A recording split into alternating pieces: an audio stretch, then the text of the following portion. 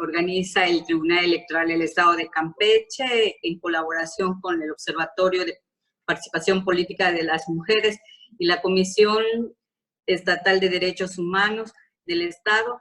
Y en virtud de lo anterior, le damos la bienvenida a todos y a todas. En especial, hago mención del magistrado Francisco Javier A. Ordóñez, presidente del Tribunal Electoral del Estado de Campeche, así como al magistrado Carlos Francisco Huitz Gutiérrez y la secretaria general de Acuerdos, maestra María Eugenia Villa Torres, que conformamos el pleno del Tribunal Electoral del Estado de Campeche. Asimismo, destaco la presencia de la maestra Fátima Giselle Menier Rosas, consejera electoral del Instituto Electoral del Estado de Campeche e integrante de la Comisión Técnica del Observatorio. A la psicóloga Mónica Almeida Herrerías, directora general del Instituto de la Mujer del Estado de Campeche, al licenciado Juan Antonio Reneo Dorantes, presidente de la Comisión de Derechos Humanos del Estado de Campeche, a la maestra Tanairí Martínez Jiménez, coordinadora de la Unidad de Derechos Humanos e Igualdad de Género del Honorable Tribunal del Estado de Campeche, a la maestra Jessica Castillo Chío, en representación del profesor Nehemías Chicanché, titular de la Comisión Nacional para el Desarrollo de los Pueblos Indígenas de Delegación Campeche, a la licenciada Ruth Coralia Solís Zapata, en representación del rector de la Universidad Autónoma del Carmen, a la maestra Candelaria Figueroa Guzmán, presidente de la Unidad de Género de la Universidad Autónoma del Carmen, a la maestra Lady López Sonda, titular de la Unidad de Género del Instituto Campechano, y a la licenciada María Magdalena Sánchez Rocha, consultora independiente, a quienes les damos la más cordial bienvenida a esta conferencia. Asimismo, hago extensión la bienvenida a las consejeras y consejeros del Instituto Electoral del Estado de Campeche, al personal del Instituto de la Mujer, que también forma parte del Observatorio de las Mujeres, al personal de la Comisión Estatal de Derechos Humanos, del personal jurisdiccional y administrativo de este tribunal local, a los estudiantes y público general que nos acompaña. Pues en este día nos hemos reunido en el marco del Día Naranja, en el que conmemoramos el Día Internacional para la Eliminación de la Violencia contra las Mujeres y de los Niños. Y para ello nos distingue con su presencia la licenciada Ligia Teja Rodríguez Mejía, maestra Ligia, primera visitadora general de la Comisión de Derechos Humanos del Estado de Campeche, que nos impartirá la conferencia El Derecho a la Justicia y la Perspectiva de Género, por lo cual me permitiré leer una breve síntesis curricular. La maestra Niteja Rodríguez Mejía es campechana con estudios en licenciatura en Derecho, especialidad en Derechos Humanos y la Procuración, impartición de justicia para adolescentes, tiene maestría en Derechos Humanos y Grupos Socialmente Vulnerables, doctorado en Derechos Humanos nivel predoctoral, doctorado en Derechos Humanos, la justiciabilidad de los derechos económicos, sociales, culturales y ambientales, nivel también predoctoral, tiene un diplomado en Derecho Indígena, está certificada en la norma técnica de competencia laboral para el diseño e impartición de cursos de capacitación y certificada en litigio estratégico en el Sistema Interamericano de Derechos Humanos. Es docente del doctorado Derechos Humanos, la justiciabilidad de los derechos económicos, sociales, culturales y ambientales en el Instituto de Estudios de Derechos Humanos, órgano académico de la CODECAM. Dentro de su trayectoria docente se significa la labor como profesora fundadora de la Cátedra de Derechos Humanos y titular por oposición de las asignaturas de Bioética y Derechos, Minorías y Grupos Vulnerables y Tratados Internacionales de los Derechos Humanos, impartidas en la Facultad de Derecho de la Universidad Autónoma de Campeche. De su experiencia laboral se observa su desempeño como titular por oposición de la Unidad de Protección de Derechos Humanos en la Delegación de Yucatán, en la Procuraduría General de la República. La respaldan 22 años de servicio en la Comisión de Derechos Humanos del Estado de Campeche, en donde ha ocupado, entre otros cargos, los siguientes: capacitadora, directora de capacitación, directora general fundadora del Instituto de Estudios de Derechos Humanos, directora general de Asuntos Jurídicos de Igualdad entre Mujeres y Hombres y observancia de los derechos de niñas, niños y adolescentes, y primera visitadora general, cargo que ocupa actualmente. Bienvenida, maestra. Como ya comentó el magistrado presidente, se les solicita por favor mantengan sus micrófonos apagados y sus cámaras encendidas para no interrumpir la conferencia que nos trae la maestra Ligia Rodríguez. Y sin más preámbulos, le damos la voz para que nos dé la conferencia correspondiente. Bienvenida, maestra. Muchas gracias, buenos días. Quiero expresar mi enorme gratitud a todos la amabilidad del tiempo que están dispensando para esta actividad, para esta charla, y que yo espero que podamos sentirnos con algún elemento de aporte para enriquecer nuestro actuar cotidiano. Finalmente, los temas de derechos humanos, además de que nutren nuestro servicio profesional, nuestra actividad, si es que estamos dentro del ámbito, por ejemplo, jurídico, como muchas de las personas que están compartiendo este espacio, que ha sido presentados por la señora magistrada moderadora, también en la vida personal, conocer sobre nuestros derechos humanos es de principio y fin el elemento básico para que nosotros en algún momento podamos ser sujetos responsables y también en su momento para poder reivindicar alguno de estos derechos. Y bueno, pues el día de hoy tengo la oportunidad de poder compartir una temática que, además de actual e interesante, yo creo que es neurálgica para el desarrollo de toda sociedad democrática y que aspire a tener una evolución en todos los sentidos, que es el tema de la igualdad. Muy amablemente me han ofrecido ayudar a compartir unas diapositivas, si me ayudan, por favor, para irlas presentando. Ahí van. Y bueno, yo, disculpen, no pregunté, magistrada Brenda, cuál es la mecánica. No sé si me puedo tomar la atribución y la libertad de sugerir que si al final de la participación, yo voy a tratar de hacerla lo más breve, porque me gustaría enormemente poder escuchar sus opiniones y sus posturas sobre la temática. Yo espero que con esta presentación sea como un planteamiento detonador de muchos otros elementos, pero no sé si estoy en lo correcto, magistrada Brenda.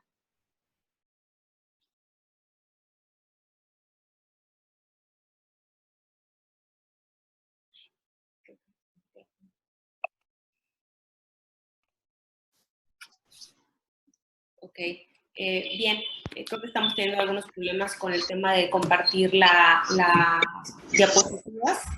Sí, en un momento estamos checando los ajustes técnicos, no se preocupe, señora magistrada, efectivamente yo creo que también no quedó con el audio, sin embargo, tanto la maestra Ligia lo que preguntó, sí está usted desde luego en libertad y al contrario, muchas gracias por su disposición para que al final se puedan hacer las preguntas.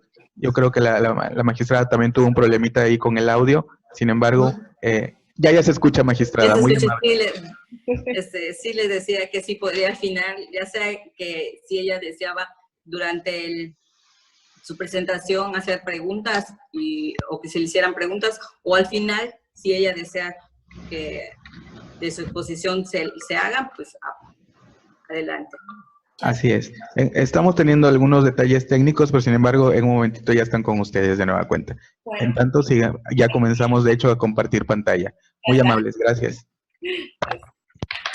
Bien, pues como les estaba comentando, la temática con la que nosotros hemos sido convocados el día de hoy, agradecemos sobre todo al Tribunal Electoral a través del observatorio, estén ustedes poniendo sobre la mesa de forma tan activa y tan seria estos contenidos. Bueno, definitivamente lo que hace es abonar para que nosotros podamos obtener elementos de justicia, elementos de avance dentro de lo que es una sociedad, no solamente dentro de lo que es el campo jurídico, sino de una sociedad donde la foto, donde la mitad de su población, un poquito más de su población,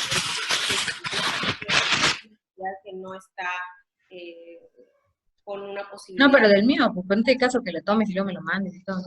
Bien, les comentaba, el día de hoy quiero, antes de entrar a hablar sobre lo que es la perspectiva de género y la justicia, es importante retomar o replantearnos nosotros tenemos que sentirnos convencidos de que en todo procedimiento, en todo mecanismo, en todo proceso relacionado a la justicia, se tiene que considerar elementos de perspectiva de género.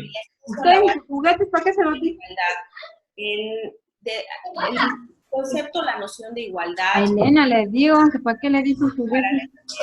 Históricamente a través de la noción de igualdad. Nosotros no podemos escindir uno del otro, puesto que finalmente ha venido dando a lo largo de diversos. En un principio, la noción de igualdad era considerada la excepción y la desigualdad era estimada como la regla. Realmente, inclusive la igualdad era vista como una posibilidad solamente dentro de ciertos grupos muy específicos, es decir, en general todas las personas dentro de las culturas o las sociedades eran vistas con desproporciones, diferencias significativas, inclusive para las acciones y toma de decisiones, y solamente la noción de igualdad era comprendida dentro de ciertos grupos que se estimaban iguales. En este caso, quienes ostentaban el status quo. Nosotros podemos retrotraernos a lo que son las culturas griegas, donde pues surge o nace la democracia, y entonces podemos hablar de las nociones de igualdad, pero ojo, la igualdad era vista entre quienes ostentaban cierta característica específica, como los ciudadanos. Entonces, y a través del largo de la historia se ha venido observando cómo la noción de igualdad es aceptada, es entendida y es comprendida, pero únicamente dentro de quienes ostentan pues un estatus, un estadio de privilegio. Entonces, entre los privilegiados de igualdad, sí, cuando esto implicaba a personas o individuos que no entraban dentro de nuestra normalidad, establecía el status quo, entonces a esos no son iguales. Entonces, es importante considerar que esta noción ha ido avanzando y ha ido evolucionando. Hay que retomar que justamente la igualdad es un principio, es un concepto relacional, no es un concepto que pueda ser estimado de manera aislada. Cuando nosotros hablamos de igualdad, nosotros no nos estamos refiriendo básicamente a la cualidad de una persona, un objeto, una situación aisladamente entendida. Cuando nosotros hablamos de igualdad, nosotros hacemos referencia a una relación de al menos dos o más personas, objetos, ya sean materiales o inmateriales, o situaciones. Entonces, hay que partir de que los procesos de comprensión de igualdad obedecen a juicios relacionales. Siempre son entendidos o estimados a partir de dos personas o dos situaciones o dos objetos. La siguiente diapositiva, por favor. Luego, entonces, como un concepto relacional, la igualdad es parte de un proceso, de un juicio o de un análisis respecto a una pluralidad. Entonces, yo creo que uno de los elementos, unos conceptos que nosotros tenemos que tener en cuenta es que la igualdad es una estructura, una noción que se gesta a partir de juicios, a través de elementos de valor, de quienes, de las mismas, de nosotros, de las personas. Entonces, la igualdad y la desigualdad se gesta en el individuo, en la mente, porque desde un sentido estricto, la pluralidad es la generalidad. Todos y todas somos distintos, todos y todas somos diferentes, todos y todas tenemos elementos particulares o peculiares. Luego, entonces, cuando nosotros hacemos afirmaciones o negaciones sobre si algo es igual o no es igual, son elementos que surgen a través de cuestiones de racionalidad. Cuando nosotros estamos hablando de esos juicios, resultados de un juicio relacional, históricamente se ha entendido a partir de dos elementos. De principio, Cuando nosotros hacemos esa noción de que si es igual o no es igual, está influenciado por elementos exógenos relacionados al devenir histórico. Es importante que nosotros tengamos en cuenta que los parámetros sobre lo que es igual y lo que no es igual también ha ido variando a lo largo de la historia de la humanidad. Con el tiempo, lo que había sido entendido como no igual, como desigual, pues también ha ido avanzando. Nosotros podemos, por ejemplo, tener las nociones de recordar el fenómeno del apartheid, en el que en un momento histórico, en un momento dado, era visto que las personas afrodescendientes no eran iguales a las personas blancas. Entonces, en ese sentido, se hace una noción de correlación, y a través de un juicio basado en parámetros históricamente aceptados por una norma, históricamente aceptados por condiciones culturales y por relaciones de poder, entonces se fijó que unas personas eran distintas a las otras. Luego, entonces, ese factor exógeno influye en la determinación de los juicios. Conforme la humanidad va evolucionando, también va entendiendo que hay elementos y circunstancias que no son trascendentes para poder definir que una persona es desigual. La siguiente diapositiva, por favor. Y esta es la segunda dimensión relativa a las valoraciones, a los juicios de igualdad que han ido avanzando a lo largo de la historia. ¿Cómo estos parámetros, si nosotros, como inicié comentando, la regla, la generalidad es que somos desiguales, los seres humanos conformamos una enorme pluralidad, incontable pluralidad, porque no hay un sujeto igual a otro si nosotros hacemos un análisis de fondo. Entonces, eso significaría que habría que enlistar todos los elementos o características definitorias del individuo, y al momento de hacer este juicio de valor, si nosotros consideramos que tendría que hacer todo ese catálogo de diferencias, entonces realmente lo que nosotros tendríamos que concluir es que todos estos elementos o características no son relevantes dentro de un contexto, o sí son relevantes dentro de un contexto histórico-social como expresiones de desigualdad. Es decir, que la desigualdad, la desigualdad que luego se transforma o se manifiesta como discriminaciones, no son más que los resultados de juicios de valor de una sociedad históricamente determinada, que en ese momento estimó jurídicamente, culturalmente, religiosamente, moralmente, que tal o cual atributo, característica o cualidad lo hacía distinto a otros seres humanos y que debía ser relevante para hacer un ejercicio de exclusión, que ese es el efecto de la discriminación. De acuerdo a la norma, nosotros tenemos diversos elementos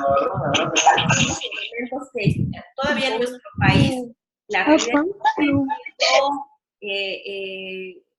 siendo empleados dentro de juicios de desigualdad en ciertos grupos o personas, donde la edad, el idioma, ya sea un idioma extranjero o una lengua étnica de algún grupo o pueblo indígena, el color, la apariencia física, la condición social, que ojo, este es un elemento que cada día el Comité de Derechos Económicos, Sociales y Culturales está haciendo más énfasis. El tema de la condición social ha sido cada vez más significativa dentro de los parámetros que están fijando desigualdades, la condición económica, el origen, la salud, en particular también las discapacidades, las religiones, las preferencias, el sexo, el género. Todos estos son elementos o parámetros a través de los cuales en nuestro país, y universalmente inclusive, pero en particular en nuestro país,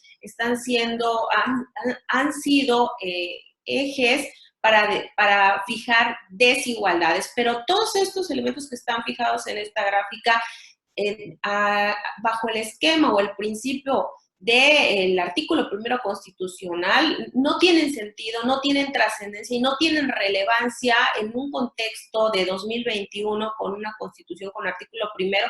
Por lo tanto, cualquier distinción sobre estos parámetros es ilegal, ¿sí? Es inaceptable y por supuesto no solamente es cuestionable, sino es reprochable jurídicamente. La siguiente diapositiva, por favor. En ese sentido, la desigualdad se hace sensible a través de dos maneras desde un punto de vista muy simplista, desde el ámbito formal y desde un contexto sustantivo. La desigualdad, obviamente, que todavía se hace notar a través de disposiciones jurídicas que todavía obran dentro de nuestro cuerpo de derecho, en el que todavía se contemplan elementos desequilibradores entre grupos o personas, colectivos o de un individuo a otro.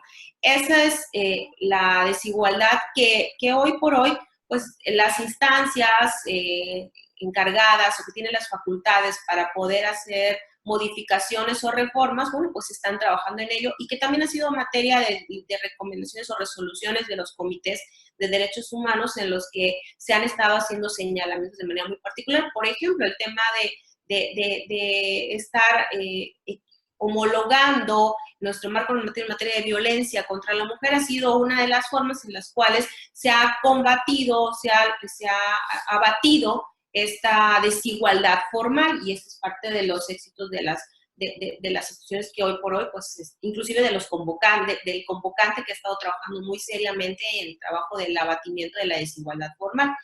La otra forma sensible de la desigualdad es a través de elementos materiales, de contenidos sustantivos.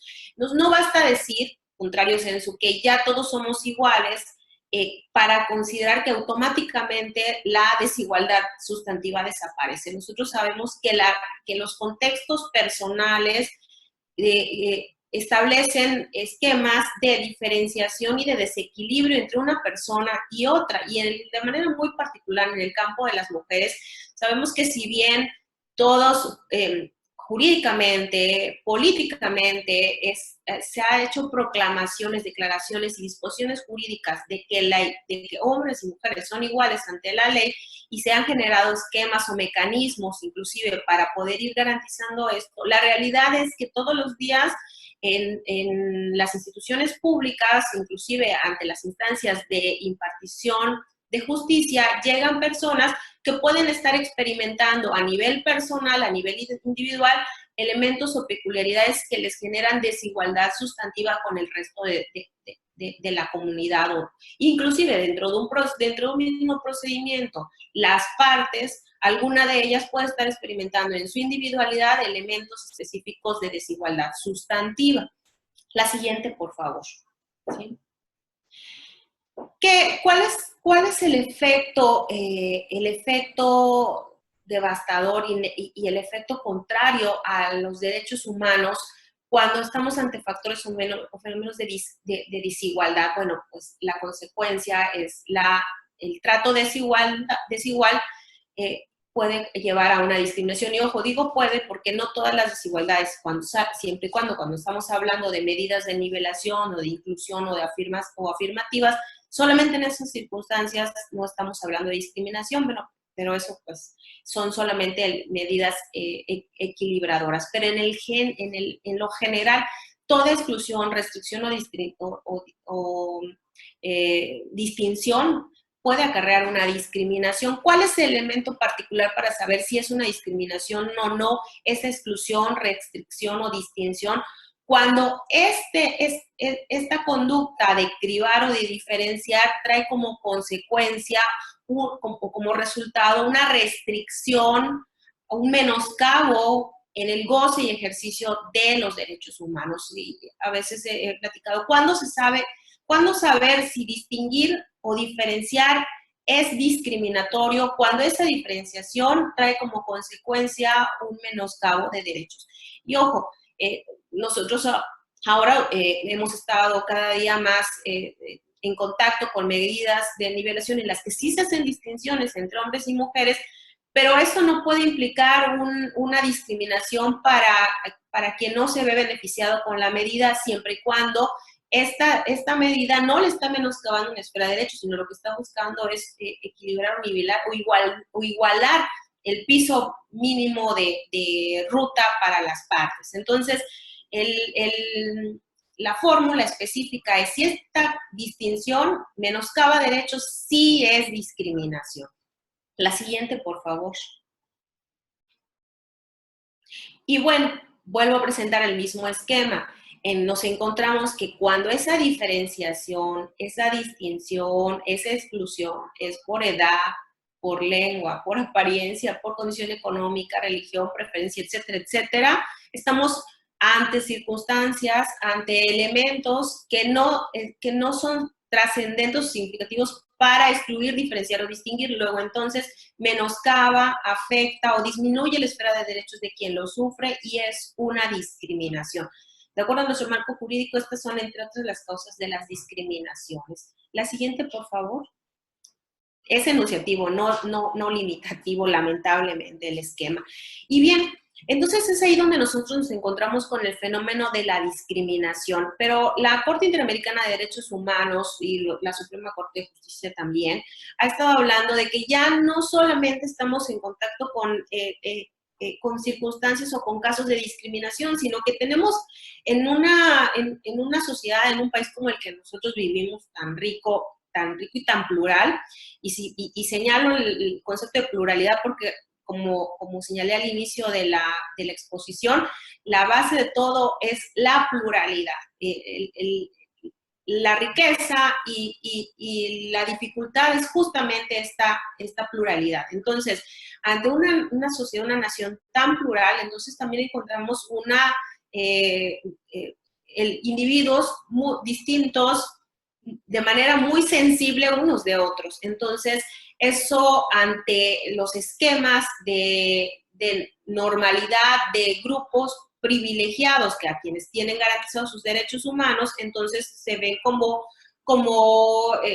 características o cualidades extrañas o inclusive amenazantes de ese status quo. En manera muy particular, en el campo de mujeres y hombres, pues el status quo está definido por el heteropatriarcado. Entonces, todo elemento que venga a cuestionar, todo elemento que venga a restringir ese campo de poder que ostenta el patriarcado, bueno, pues se ve como una amenaza y ya hay que restringirlo, hay que excluirlo y hay que acallarlo. Entonces, de acuerdo a los criterios de los organismos internacionales, bueno, pues hay que atender ya no solamente a la discriminación por un factor, sino también tenemos elementos de discriminación múltiple y hoy por hoy, a través de las resoluciones de la Corte Interamericana de la época anterior, donde estaba como presidente el juez Ferrer MacGregor, se empezó a acuñar ya el principio de discriminación múltiple interseccional. Cuando estamos ante una discriminación múltiple, que es la que creo que más comúnmente hemos estado estudiando o analizando, quienes estamos en este campo, es cuando en un solo individuo confluyen algunos elementos que pueden ser, dentro de una sociedad dada, elementos para ser considerados, ser discriminados, ser excluidos. Por ejemplo, la edad, el origen, el idioma, todo lo que los elementos o las cosas que ya nosotros estamos más familiarizados y que presenté en el esquema. Y les voy a poner un ejemplo que nosotros aquí en la Comisión de Derechos Humanos vimos alguna vez sobre un tema de discriminación múltiple. Tuvimos un caso en el que niños de una comunidad indígena en el Camino Real, a través de un familiar de ellos, presentó una queja en la que el estudio de los hechos era porque el maestro que estaba fungiendo como docente de uno de esos grupos de esa escuela no hablaba maya, pues era una comunidad maya hablante. Entonces, el maestro impuso, supuestamente como parte de los acuerdos del grupo, que cada vez que un niño dijera una palabra en maya iba a poner 5 pesos en una latita. Entonces, realmente eso era una medida sancionadora por el ejercicio de su lengua materna. ¿Qué es lo que pasa? Que lo más interesante es que nos enteramos que esa es una práctica cotidiana que ya llevaba varios años y que inclusive la comunidad, bueno, al menos los niños o los padres de familia sí se sentían incómodos, pero no la habían visto como una práctica discriminatoria porque confluían en ellos diversos elementos de desventaja. Primero, los propios niños ni decían nada, eran por la edad, eran niños que no sabían que tenían derecho a hablar su lengua materna y que todo acto que fuera en contra de eso, que fuese enfocado a sancionar esta conducta, pues era discriminatoria.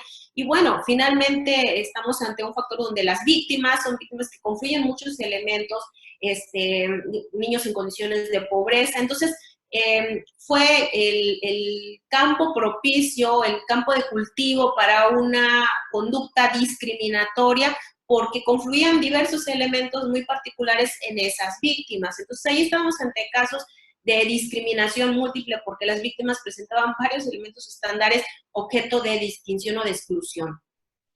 Ahora bien, la Corte Interamericana de Derechos Humanos ha acuñado y nos ha dicho, ojo, ya hay otros casos en los que la discriminación múltiple se agrava y se genera una discriminación múltiple interseccional porque se genera una discriminación particular, adicional, donde hace que los vulnerables, dentro del grupo de los vulnerables, sean más vulnerables. En el caso que quiero nada más, digo, no nos va a alcanzar el tiempo para hablar de discriminación múltiple interseccional, pero bueno, sí quiero plantearla porque todo juzgador que va a hacer un análisis sobre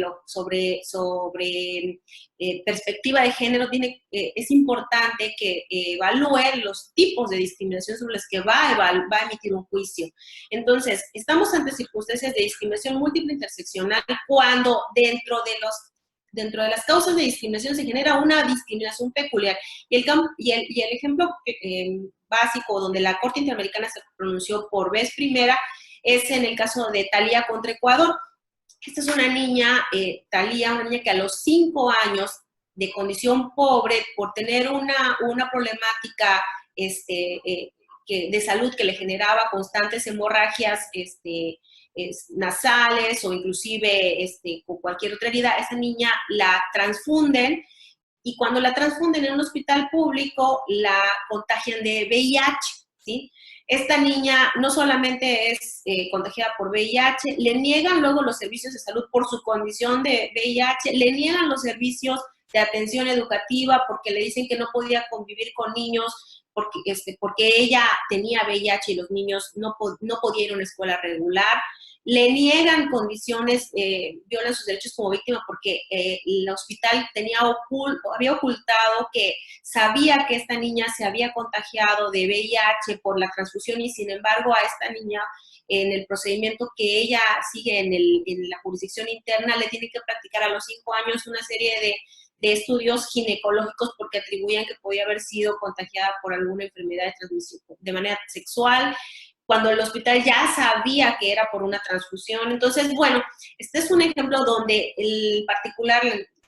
la niña Thalía González presenta tantos factores de desventaja y de vulnerabilidad que se genera una discriminación específica que la hace vulnerable dentro de los vulnerables y este es el fenómeno denominado como discriminación múltiple interseccional. Bien, la siguiente diapositiva, por favor.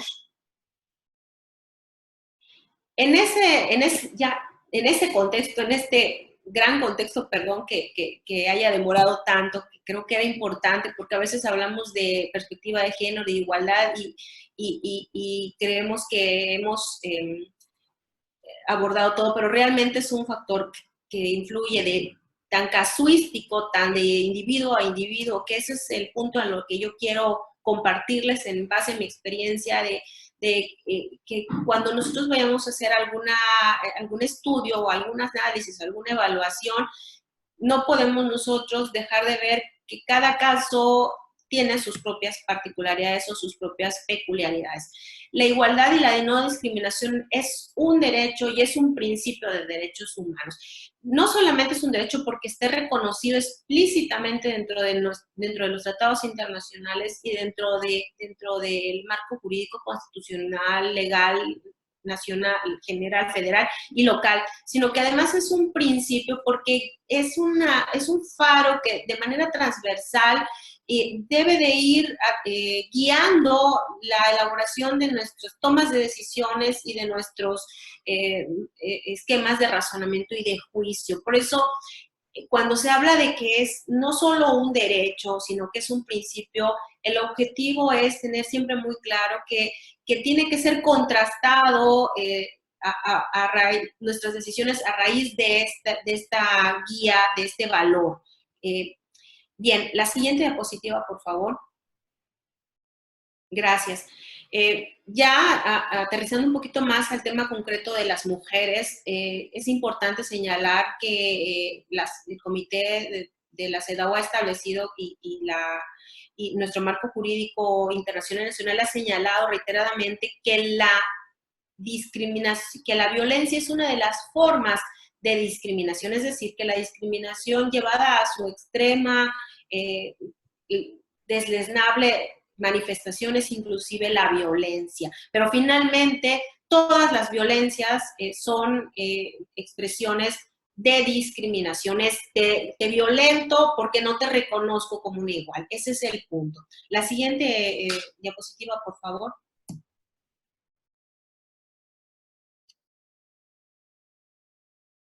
Bien. La discriminación contra la mujer, como lo establece la CEDAW, es toda exclusión, distinción o restricción basada en el sexo que tenga por objeto o resultado menoscabar. Nuevamente, aquí pongo con subrayado y con negritas. El efecto es menoscabar, anular, restringir el goce o ejercicio de las mujeres. Finalmente, bueno, como pongo en esta imagen, me permito señalar, realmente todo obstáculo, toda barrera, toda hondonada o toda montaña que haga que un individuo respecto al otro, vuelvo otra vez al tema correlacional, tenga que llegar al mismo lugar, pero con todo este conjunto de dificultades, es la manera en la que se expresa la discriminación. Entonces, ya aterrizado más al esquema de justicia, si vemos que esa bandera como meta se llama justicia, tener a dos individuos que acuden ante una instancia de impartición de justicia o de procuración de justicia, en el caso de las comisiones de derechos humanos que nosotros conocemos, de esas materias, la evaluación se centra en si las partes que tenían que llegar al mismo lugar experimentaron, ¿sí?, las mismas dificultades o las mismas facilidades uno respecto al otro.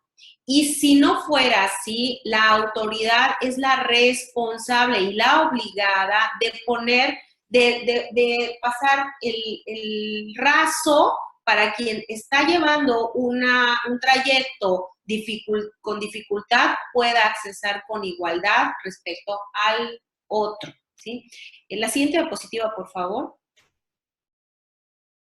Bien, la CEDAW ha reconocido, y bueno, yo creo que todos los que estamos aquí, y eso es materia de que habla de la gran responsabilidad y seriedad que tiene en particular el Tribunal Electoral por estarse ocupando de estos temas, inclusive de estar presidiendo el observatorio durante este periodo, es que la realidad es, existen múltiples manifestaciones de discriminación contra las mujeres. Y la siguiente realidad es que esto también se lleva y también se hace patente y también se hace sensible y también causa efectos en los sistemas de justicia.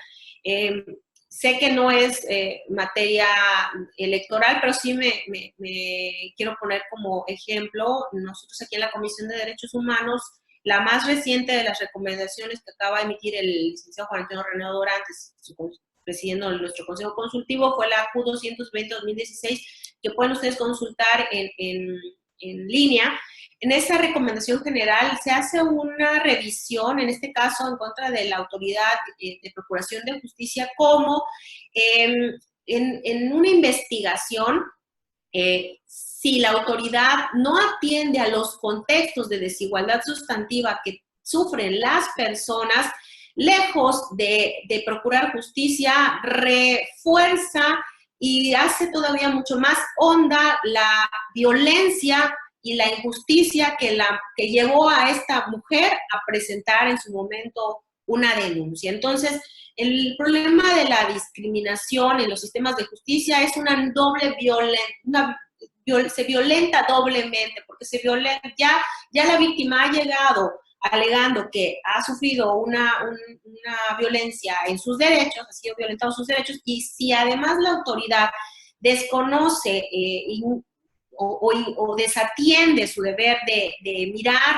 con objetividad los elementos sustantivos de cada individuo, entonces está generando una nueva violencia sobre la persona.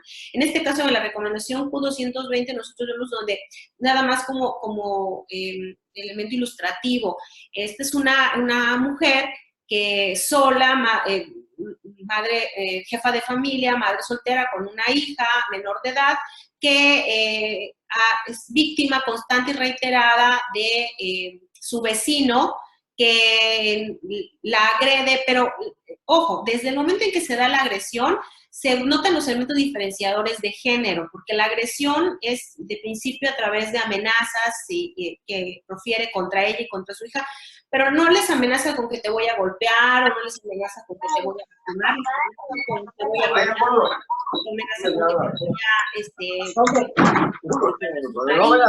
entonces, esas manifestaciones lo único que demuestran son circunstancias. Este elemento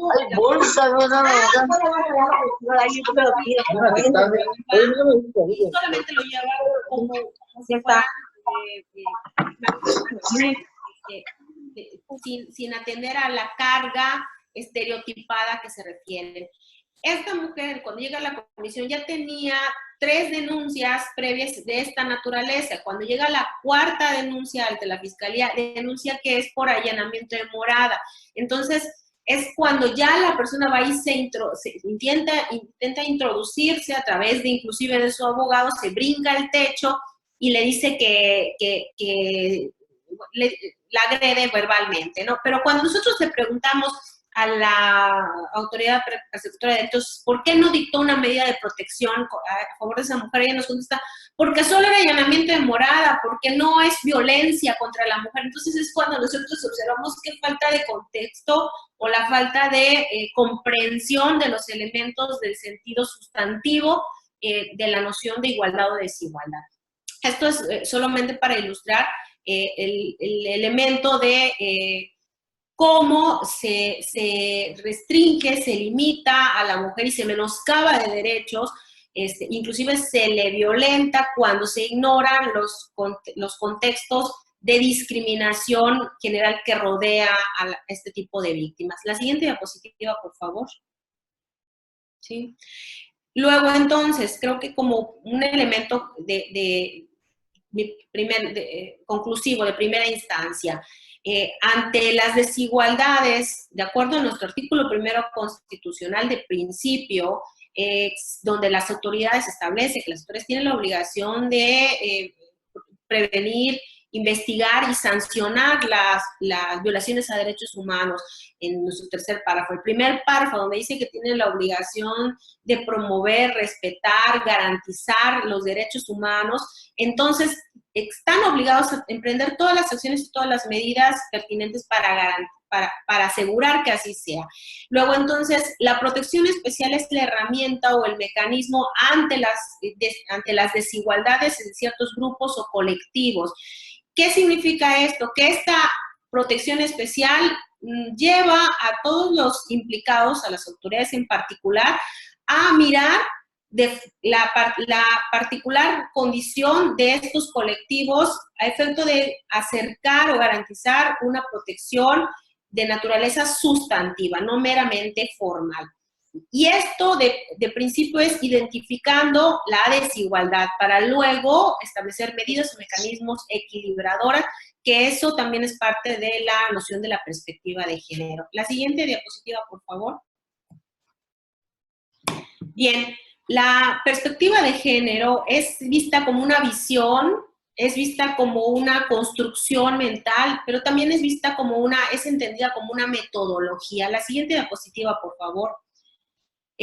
La CEDAW ha establecido a los estados, desde el punto de vista de la proporción y impartición de justicia, que tienen, entre otras obligaciones, el de incorporar metodologías y adecuar sistemas que garanticen efectivamente la igualdad, concretamente entre mujeres y hombres. Y el primer pronunciamiento al respecto lo vemos en el caso de Campo Algodonero contra México, en la Corte Interamericana de Derechos Humanos, en la que se pronuncia la Corte Interamericana señalando que para que realmente se cumpla con sus obligaciones, en este caso internacionales, y luego lo ratifica la misma Suprema Corte de Justicia, luego al emitir las jurisprudencias relacionadas sobre perspectiva de género, las autoridades y las instancias tienen la obligación de atender y de aplicar, generar y ocupar mecanismos y adecuar sus sistemas. Y el elemento primordial para poder garantizar esta igualdad dentro de los sistemas de justicia es a través de la perspectiva de género.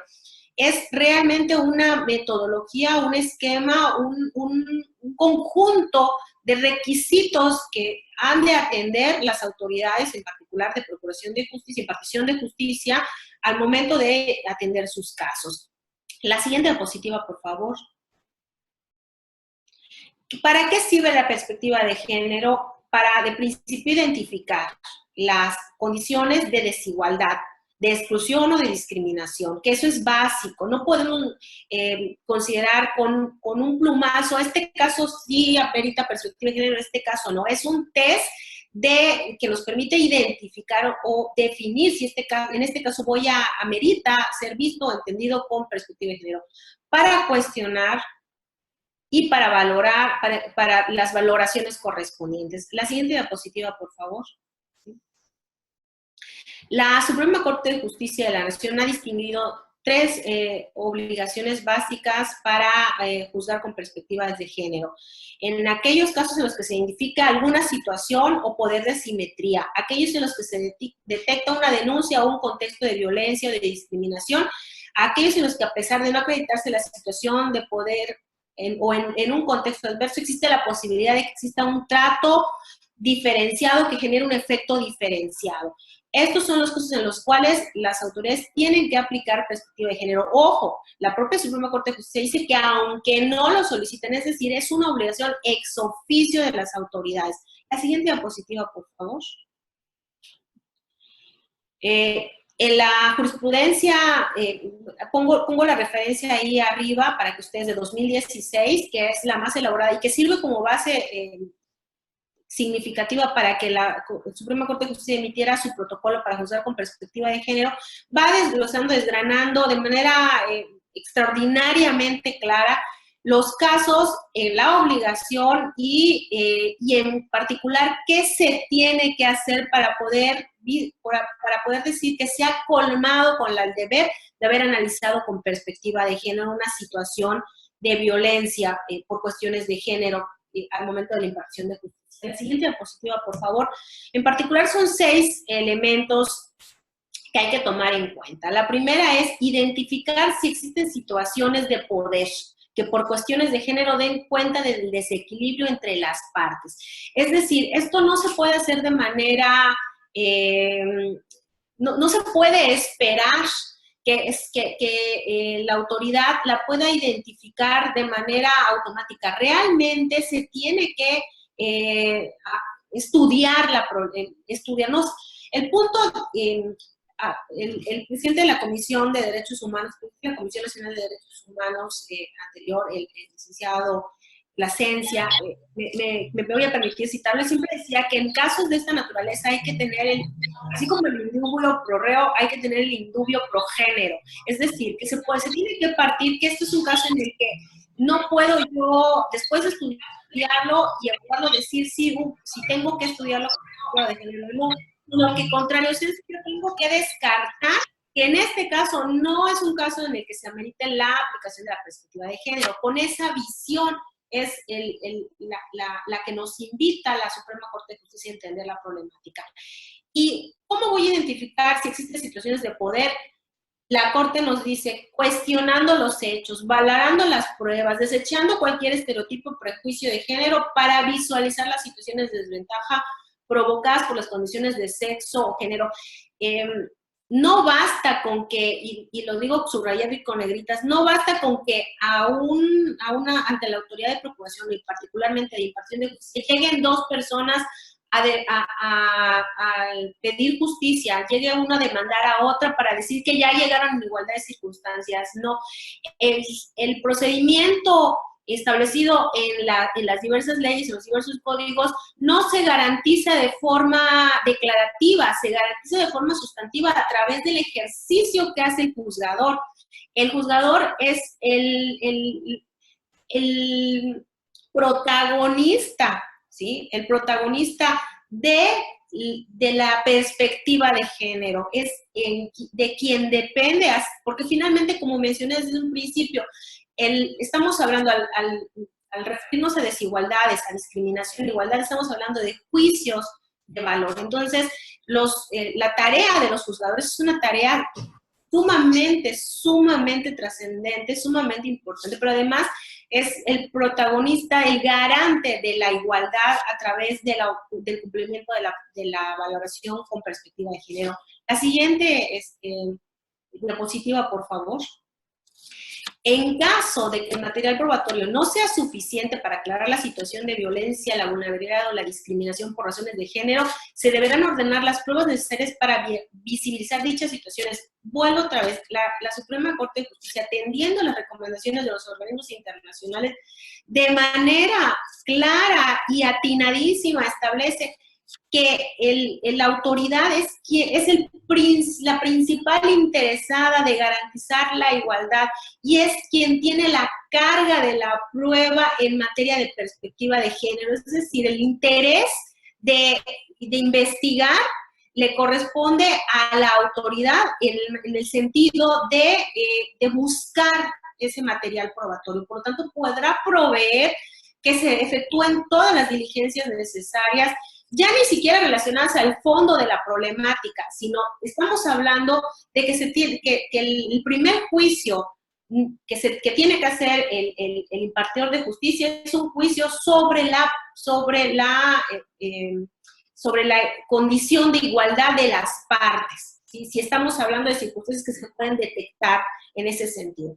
El punto 4 es detectar la situación de desventaja por cuestiones de género, cuestionando la neutralidad del derecho aplicable, así como evaluar el impacto diferenciado de la solución o propuestas para buscar una resolución justa e igualitaria de acuerdo al contexto de desigualdad de condiciones de género. Ojo, aquí es importante que nosotros bueno, en este caso, este tribunal que está tan involucrado y tan familiarizado con la igualdad y con la discriminación, tiene claro los contextos de desigualdad. Lamentablemente no sucede siempre así con las autoridades de procuración y impartición de justicia y no podemos olvidar dónde estamos parados. No estamos en una comunidad, en una cultura, en una sociedad donde la problemática de la desigualdad esté resuelta. Basta ver los diarios donde nosotros estamos viendo cómo está plagado de elementos estereotipados y no hay que olvidarlo para poder tener claro dónde estamos nosotros sentados, dónde tenemos que resolver, sobre qué tenemos que resolver y en el caso de los juzgadores, sobre en qué sociedad están juzgando, ¿no? La siguiente diapositiva, por favor. Se deberá aplicar los estándares de derechos humanos en todas las personas involucradas. Ojo, aquí particularmente cuando se trata de niños y niñas, en el caso de la justicia ordinaria, pues estamos ante situaciones en las que inclusive estas circunstancias que se evalúan, estos juicios que se tienen que emitir, tienen que considerar si tienen un efecto también diferenciado en niños y en niñas.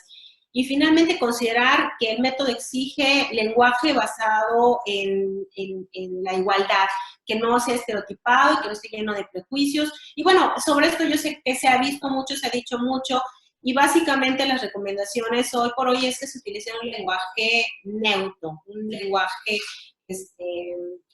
que sea un lenguaje incluyente, ¿no?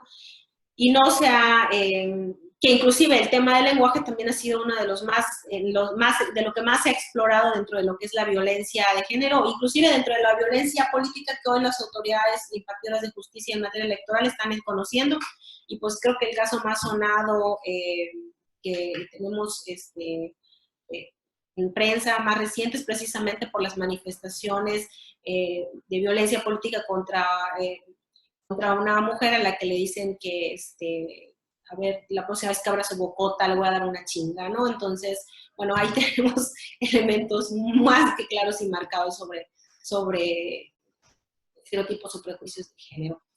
La siguiente, por favor. Bien, pues solamente para ir concluyendo, y efecto si tienen ustedes la bondad de hacer algún tipo de comentario, solamente cerrar diciendo que justicia sin igualdad no es justicia. Muchas gracias. Muchas gracias, maestra. Y sin duda esta es una plática muy, muy interesante, sobre todo para nosotros juzgadores, que tenemos que tomar en cuenta cómo juzgar cuando llegan a nosotros asuntos mayormente sobre mujeres, que debemos de, como juzgador, la obligación de estudiar los elementos que tienen los expedientes, de juzgar con perspectiva de género. Primero, checar si existe algún tipo de discriminación para llegar hacia una valoración adecuada, tanto de las pruebas como de las constancias que obren en el expediente. Un caso muy reciente sobre violencia política, sobre todo el que tuvimos y que nos ha confirmado la Sala Regional Jalapa, sobre cómo es que tanto hombres como mujeres violentan a una mujer, ¿no? Pues siguiendo esta línea y la mecánica, procederemos a las preguntas y respuestas, si tienen alguna para la maestra sobre el tema que nos acaba de plantear.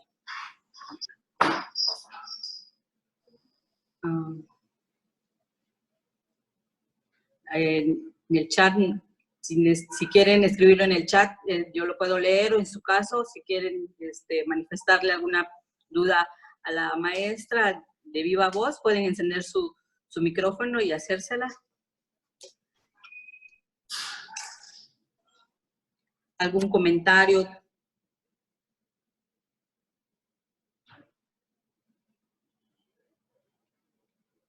Estoy checando en el Face a ver si tienen ahí una duda. Bueno, pues no tenemos ninguna duda, solamente muestras de felicitaciones para usted, maestra, que una excelente ponencia y excelente presentación. Y bueno, pues de parte del Tribunal Electoral le ofrecemos este reconocimiento por haber impartido la conferencia El Derecho a la Justicia y la Perspectiva de Género en el marco del Día Internacional para la eliminación de la violencia contra la mujer, en el Día Naranja, que se le haremos llegar a usted de manera física, y agradeciéndole de antemano pues su participación en esta conferencia, en este tipo de trabajos que también hace el Observatorio de Participación Política de las Mujeres. No me queda más que agradecerle a usted y a todos los participantes su tiempo por acompañarnos, y solicitándoles que nos acompañen de nueva cuenta el próximo jueves para una conferencia dada por el maestro Víctor Castillo, también de la Comisión Estatal de Derechos Humanos. Agradezco al presidente de la comisión, al doctor Renedo, por su interés en participar en este tipo de conferencias a través de su personal. Muchísimas gracias y que pasen buenas tardes.